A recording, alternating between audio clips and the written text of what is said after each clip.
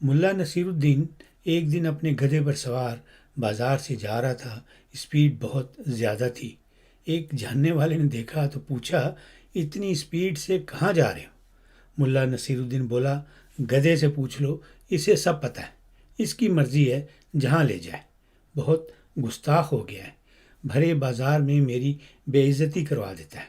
میں اگر دائیں کہوں تو یہ بائیں چل پڑتا ہے، اور اگر میں بائیں کہوں تو یہ دائیں رخ کر لیتا ہے۔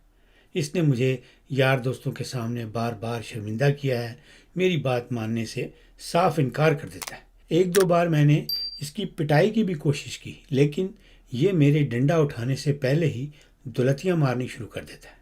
اب میں نے اپنی عزت بچانے کے لیے یہ ترکیب سوچی ہے کہ گھر سے نکل کر اسے کھلا چھوڑ دیتا ہوں اور کہتا ہوں، جس طرف تجھے جانا ہے مجھے بھی ادھر ہی جانا ہے۔ پاکستانی سیاسی حکمرانوں کا بھی کم و بیش یہی حال ہے۔ ان کا گدھا تو ملا نصیر الدین کے گدھے سے بھی 4 دلتیاں آگے ہے۔ یہ تو اتنا سرکش ہے کہ اپنے سیاسی مالک کو سواری بھی نہیں کرنے دیتا اور نہ ہی لگام پکڑنے دیتا ہے۔ مالک بیچارہ اس کے پیچھے پیچھے چلتا ہے۔ آنے جانے کے حوالے سے بھی یہ گدھا ملا نصیر الدین کے گدھے کے نقش قدم پر چلتا ہے۔ مالک سیاسی ضروریات کے مطابق ملک کو جس سمت میں لے کر جانا چاہے، گدھا نہ صرف اس طرف جانے سے انکار کر دیتا ہے بلکہ مالک کو گھسیٹتا ہوا دوسری سمت لے جاتا ہے۔ یہ گدھا ملا نصیر الدین کے گدھے سے کہیں زیادہ اتھرا اور خطرناک ہے۔ اس کی بدمعاشی کی وجہ سے مالک کے آس پڑوس والوں سے تعلقات بھی بہت خراب ہیں۔ مالک نے اسے کئی بار سمجھانے کی بھی کوشش کی، لیکن اس گدھے کے پلے کچھ نہیں پڑتا۔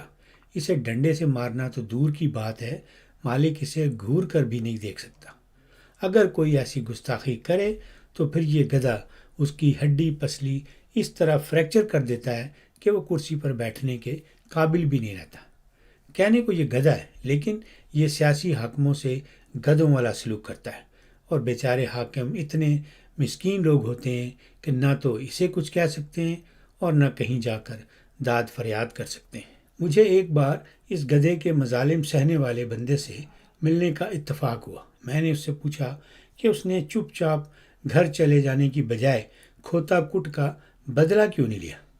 جواب ملا کہ یہ کھوتا ایک بہت بڑے گینگ کا حصہ ہے، اس گینگ سے پنگا لینا میرے بس کی بات نہیں۔ میں نے کہا تو پھر اپنی ٹوٹی ہوئی ہڈیاں دکھا کر عدالت سے انصاف مانگ لیتے، گدھے کو قید با مشقت ہو جاتی اور مزید لوگ دلتیاں کھانے سے بچ جاتے۔ جواب ملا کہ یہاں کی عدالتوں میں بھی اسی قسم کے گدھے انصاف بانٹ رہے ہیں، اور یہ عدالتی گدھے تو ویسے بھی اس 4 اسٹار گدھے کے کمین ہیں، وہ مجھے کیا انصاف دیتے؟ انہوں نے تو 2-4 دلتیاں اور مار کر میری رہی سہی ہڈیاں بھی توڑ دینی تھی۔ یہ دردناک کہانی سن کر مجھے بہت افسوس ہوا، لیکن کیا کیا جائے، اس گدھے کو سرکش بنانے میں بھی انہی لوگوں کا ہاتھ ہے۔ ملا نصیر الدین کی طرح انہوں نے کرسی بچانے کے لیے اپنے آپ کو اس گدھے کے حوالے کر رکھا ہے۔ جہاں گدھا لے کر جاتا ہے خوشی خوشی چل پڑتے ہیں۔ گدھے کی دولتیاں ہنس کر برداشت کرتے ہیں اور احتجاج کرنے کی بجائے دنیا بھر کے سامنے اس گدھے کی شان میں قصیدے پڑھتے ہیں۔